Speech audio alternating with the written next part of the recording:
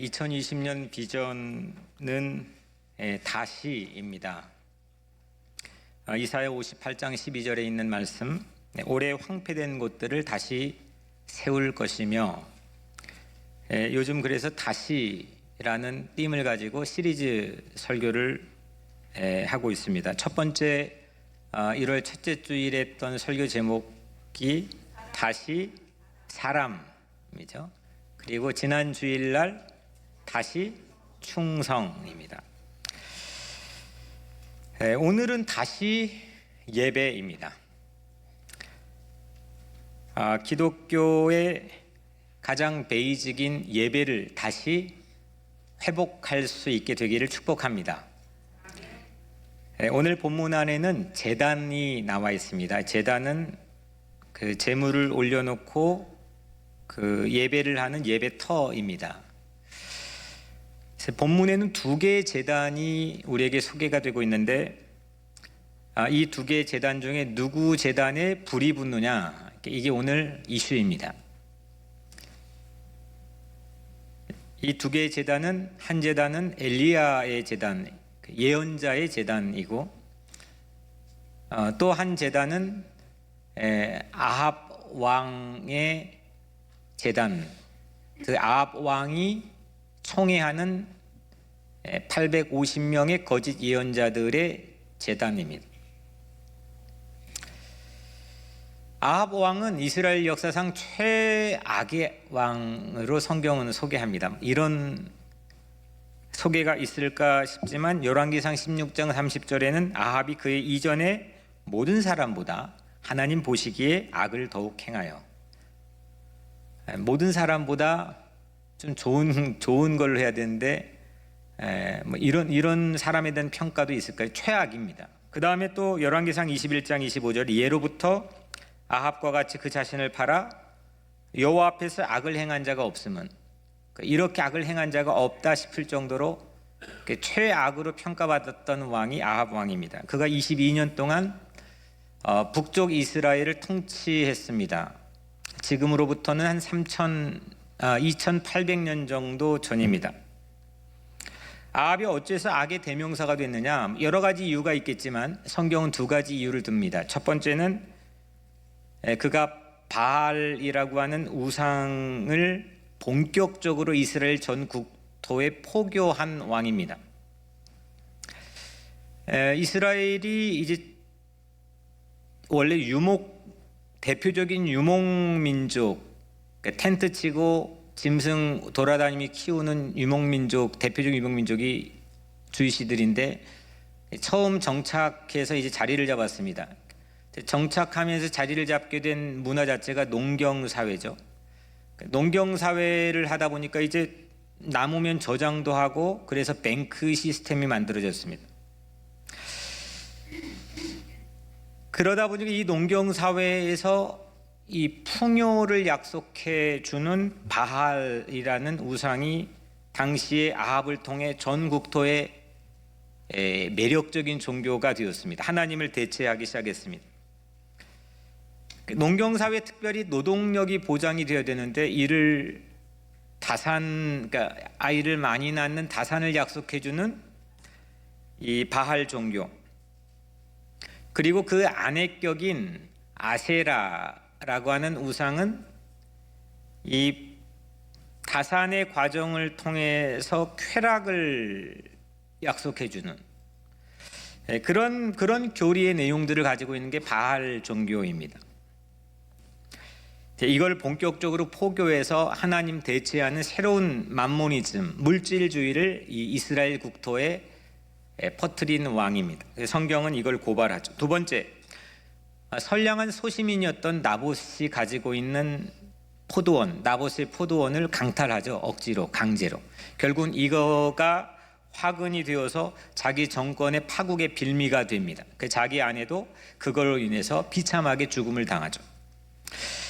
여튼 이런 이유, 두 가지 큰 이유, 성경이 고발한 이유 때문에 아합은 정말 전무후무한 악한 왕으로 평가를 받고 있습니다. 반면에 아합의 최대 맞수가 있습니다. 아합의 라이벌입니다. 그게 엘리야입니다.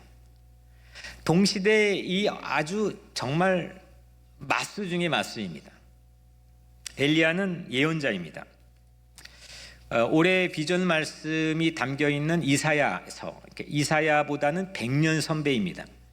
대예언자로 불려지며 그 예언자 운동, 예수님까지 이어진 예언자 운동의 가장 효시입니다. 그는 이 아합 왕의 악행에 맞서서 가뭄을 선포하니까 3년 반 동안 비가 오지 않았습니다. 그리고 그것 때문에 아합 왕은 이 엘리야를 수배하기 위해 전국에 체포령을 내리고 이를 피해 가지고 그리 시냇가로 가기도 하고 또 시돈 땅의 사르밧 과부에게 가기도 합니다. 이런 기적들이 바로 전전장에 펼쳐져 있습니다. 대단한 사람입니다.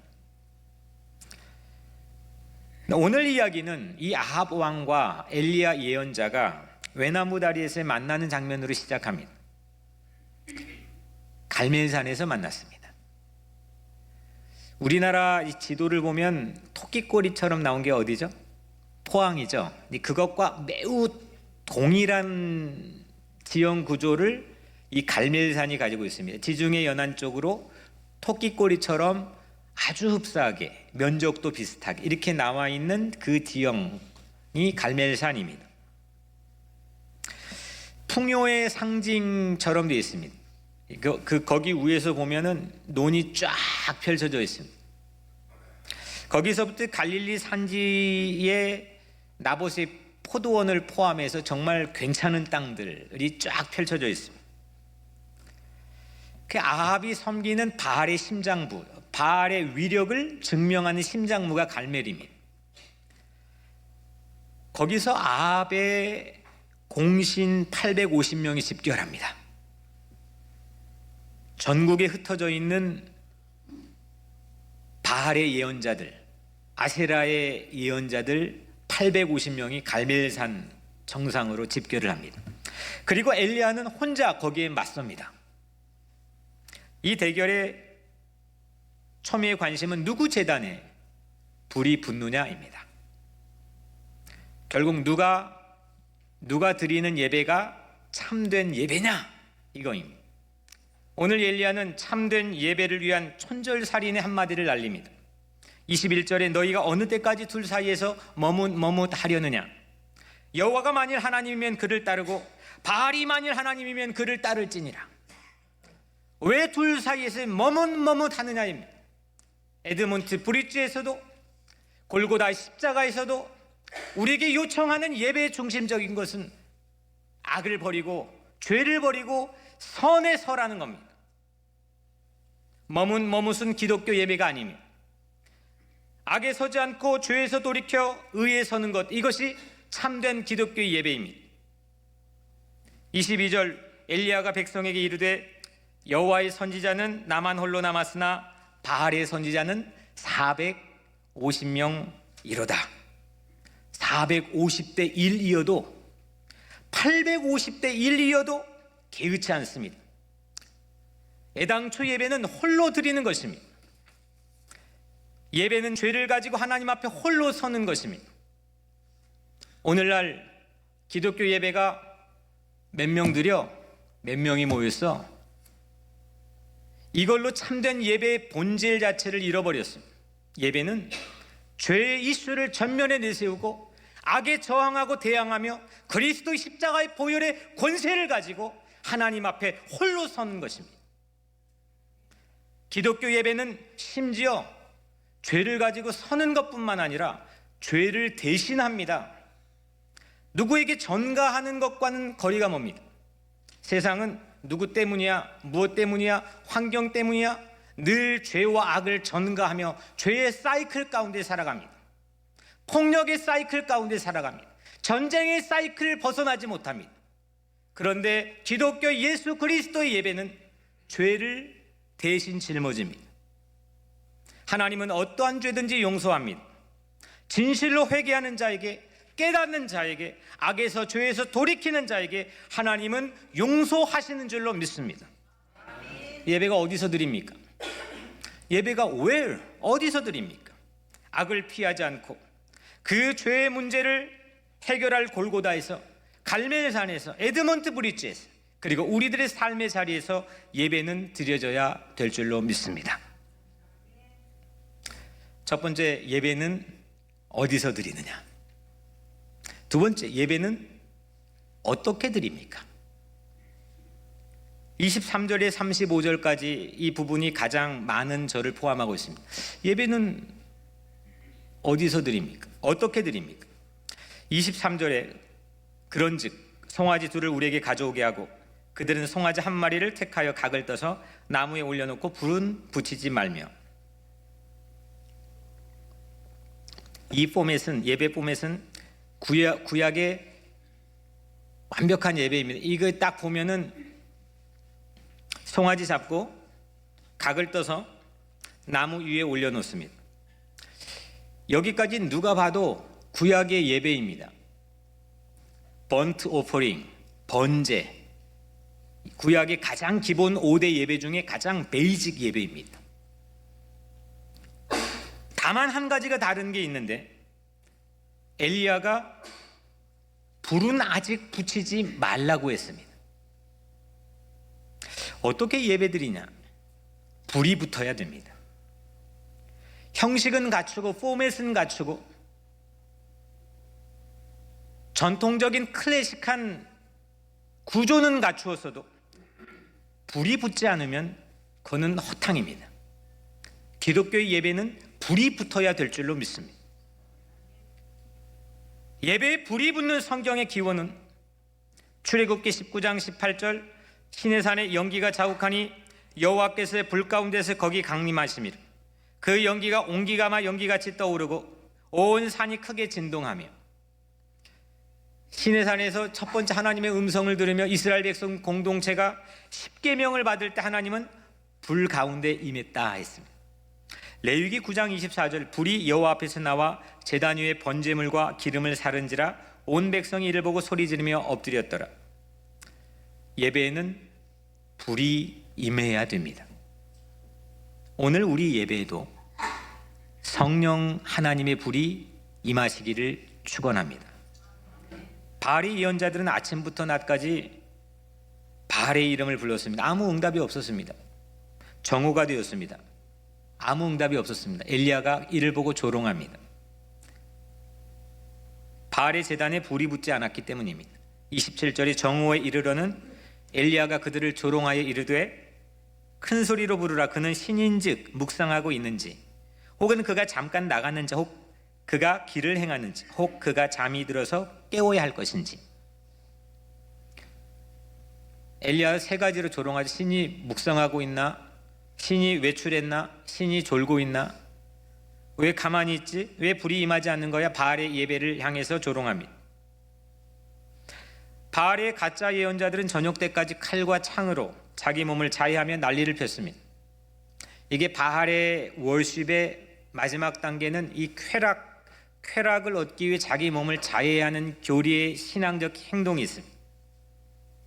29절에 이가차의 정오가 지났고 그들이 미친 듯이 떠들어 저녁 소재 드릴 때까지 이르렀으니 아무 소리도 없고 응답한 자나 돌아보는 자가 아무도 없더라. 아합의 예배는 꽝이었습니다. 아니, 왕이 예배를 드리는데 왕이 지금 이 자기의 히든 카드를 내밀어서 지금 예배를 드리는데 얼마나 웅장했겠습니까? 얼마나 정성을 다했겠습니까? 얼마나 심혈을 기울였겠습니까? 전국에서 모아서 지금 드리는 예배인데, 근데 그 예배에 불이 임하지 않았습니다. 이제 엘리야의 예배 차례입니다. 엘리야는 어떻게 예배를 드렸느냐? 30절에 그가 무너진 여호와의 제단을 수축하되, He repaired. 그는 여호와의 제단을 수리했습니다. repair했습니다. 이게 예배 시작입니다. 예배는 완전한 것을 자랑하는 시간이 아닙니다. 예배는 퍼포먼스를 하는 시간도 아닙니다.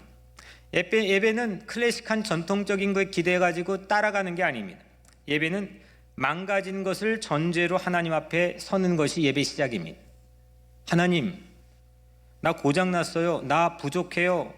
나 구멍 났어요. 무너졌어요. 길을 잃었어요. 방법이 없어요. 수리가 필요해요. 이거 다 인정하고 그 제단을 다시 리페어하는 것, 그것이 예배의 시작인 줄로 믿습니다. 예배는 다시 수리하는 겁니다. 어떻게 다시 수리합니까? 오늘 말씀에, 오늘 설교의 가장 핵심적인 구절입니다. 32절인데 우리 같이 한번 읽겠습니다. 32절입니다. 시작. 그가 여호와의 이름을 의지하여 그 돌로 제단을 쌓고 제단을 돌아가며 곡식종자 두세 알을 들 만한 도랑을 만들고, 도랑을 만들었습니다.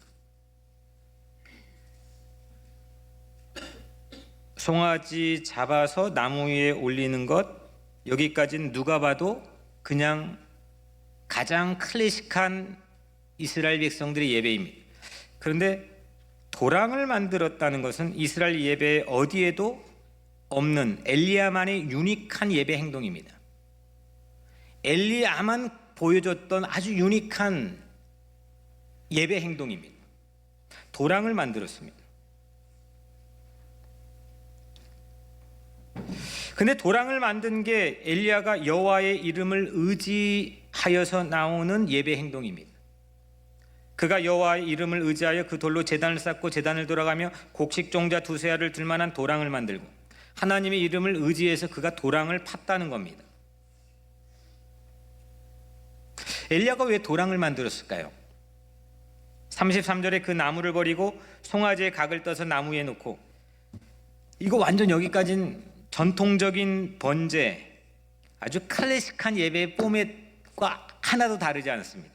또 나무를 버리고 송아지의 각을 떠서 나무 위에 놓고, 아브라함이 아들 이삭을 잡을 때도 이 포맷대로, 이삭이 예배 드릴 때도, 모세가 예배할 때도, 솔로몬이 일천번제를 할 때도 이 포맷입니다. 그런데 그 다음부터 달라집니다.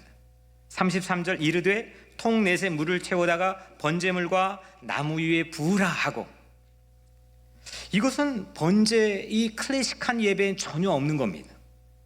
물을 부었습니다.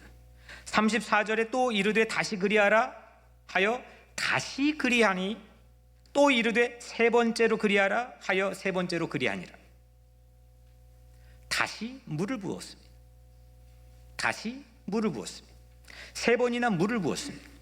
예배는 번제라는 형식 포맷으로 드리는 게 아닙니다. 엘리야 예배는 물을 세 번 부었습니다. 불이 붙어야 되는데 물을 부었습니다. 3년 반이나 가뭄이었던 때에 그 소중한 물을 부었습니다. 중동의 건기 때에 작은 인위적 장치, 작은 사람이 만진 장치에도 자연 발화가 중동에서는 일어납니다. 그런데 아합은 정오했는데 일어나지 않았습니다. 불이 붙지 않았습니다. 자연 발화가 일어나지 않았습니다. 근데 엘리야는 도리어 물을 부었습니다. 이게 예배입니다. 모든 인위적 힘을 제거했습니다. 사람이 장난칠 수 있는 걸 모두 제거했습니다. 잔재주와 잔기술을 모두 제거했습니다. 35절 물이 제단으로 두루 흐르고 도랑에도 물이 가득 찼더라. 엘리야가 왜 도랑을 팠습니까? 엘리야가 왜 도랑을 팠습니까?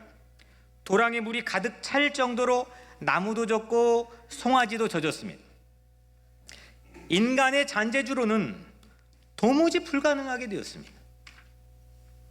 도랑에 물이 찼어요. 송아지의 각을 뜬 송아지도 젖고 나무도 젖었습니다. 12개의 돌의 제단을 만드는데 그 돌도 젖었습니다.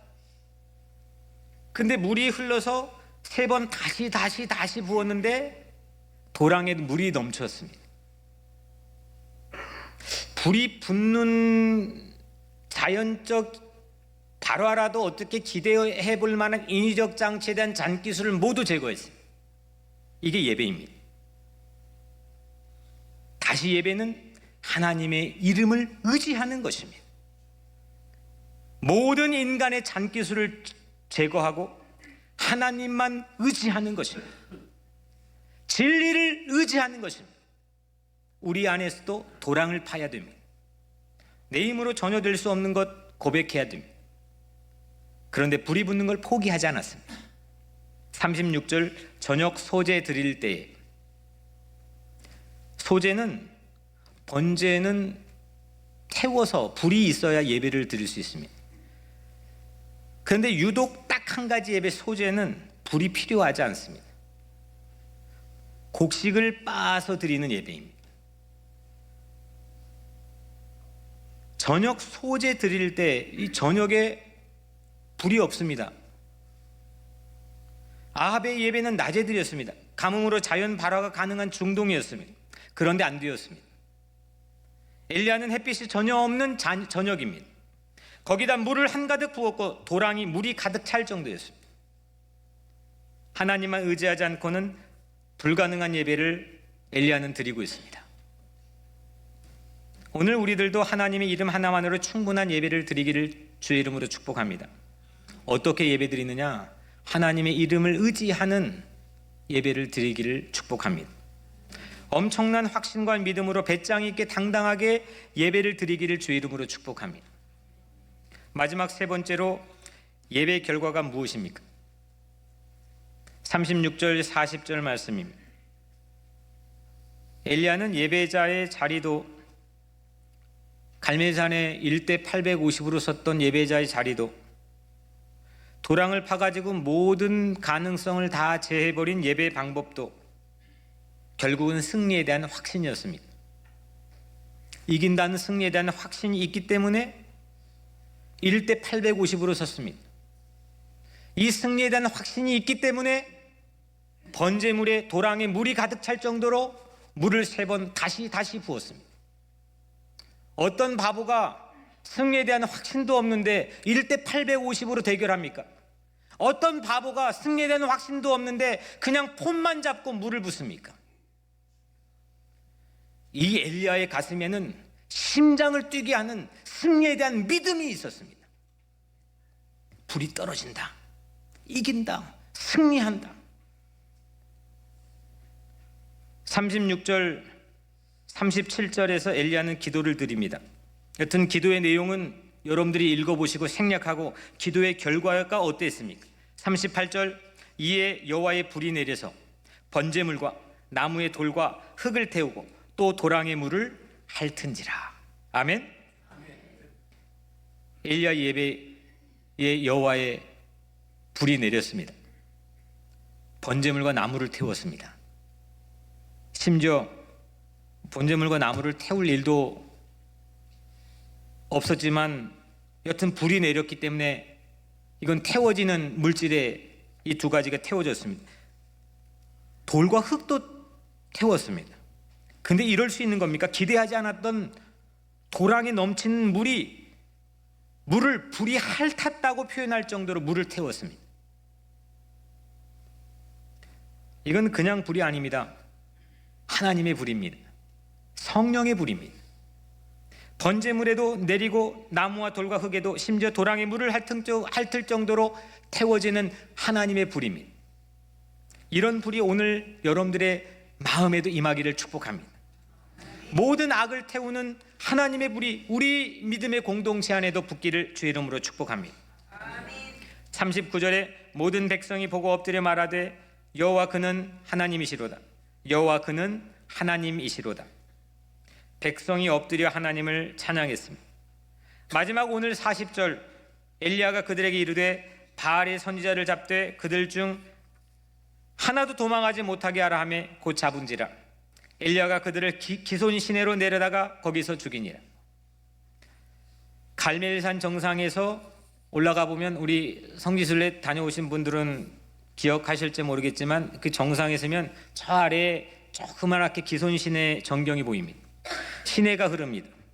한참 아래까지 내려가 아합의 최정예 부대였던 850명을 전멸하고 승리했습니다. 예배의 결과는 악을 이기는 겁니다. 완벽한 승리가 보장되어 있는 승리에 대한 확신을 가지는 것이 예배자의 회복입니다. 예배는 약속의 땅을 보는 것입니다. 믿음을 가지고 승리를 조금치도 의심하지 않는 것이 예배입니다. 승리를 조금치도 의심하지 않는 것에서 도무지 세상이 흉내낼 수 없는 창의적인 행동이 나옵니다. 850대 1에도 쓰고 도랑도 팔 수 있는 창의적인 행동이 나옵니다. 우리들도 승리를 의심하지 않는 참된 예배를 하나님께 드리기를 축복합니다. 사랑하는 여러분, 우리도 갈멜산에서 예배를 드립시다. 홀로일지라도 십자가의 의지에 당당하게 악에 맞서는 갈멜산에서 다시 예배를 드립시다. 인간의 술수를 모두 제거하고 하나님만 의지하며 도랑을 파는 온전한 예배를 드립시다. 그러면 하나님의 불이 우리의 가슴에 우리의 예배에 내릴 줄로 믿습니다. 내 연약한 도랑의 물도 핥을 정도로 불이 임하는 예배, 하나님의 불이 응답하는 예배, 그 예배가 우리 교회 예배가 되기를 주의 이름으로 축복합니다.